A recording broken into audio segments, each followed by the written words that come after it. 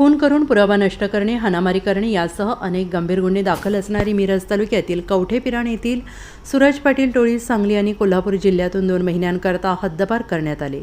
टोळीत 2 सदस्य आहेत। ही कारवाई जिल्हा पोलीस अधीक्षक संदीप घुगे यांनी केली।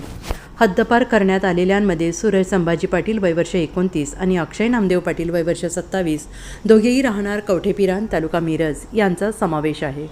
आगामी निवडणुकांच्या पार्श्वभूमीवर पोलीस प्रशासनाने ही कारवाई केली आहे। सांगली ग्रामीण पोलीस ठाण्याच्या हद्दीत संशयित सूरज पाटील टोळीने सन 2017 ते 2022 या कालावधीत दहशत निर्माण केली होती। खून करून पुरावा नष्ट करणे, शिवीगाळ, मारहाण, गांजाची विक्री करणे आदींसह गुन्हे टोळीतील 2 सदस्यांवर पोलीस ठाण्यात दाखल आहेत। त्यामुळे या टोळीविरोधात महाराष्ट्र पोलीस कायदा कलम 55 अन्वये ग्रामीण पोलीस ठाण्यातील प्रभारी अधिकाऱ्यांनी पोलीस अधीक्षकांकडे प्रस्ताव सादर केला होता।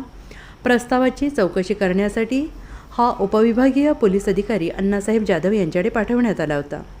सदर चौकशी अहवाल, टोळीविरोधात दाखल असलेल्या गुन्ह्यांचा अहवाल आदी विचारात घेऊन पोलीस अधीक्षकांनी टोळीवर हद्दपारीची कारवाई केली। यामध्ये अप्पर पोलीस अधीक्षक रितू खोकर, स्थानिक गुन्हे अन्वेषणचे पोलीस निरीक्षक सतीश शिंदे, सांगली ग्रामीण पोलीस ठाण्याचे पोलीस निरीक्षक राजेश रामाघरे, पोलीस उपनिरीक्षक सिद्धापा रुपनर आदींसह अन्य पोलीस कर्मचाऱ्यांनी सहभाग घेतला होता। Bureau report SBN Marathi, Miraj.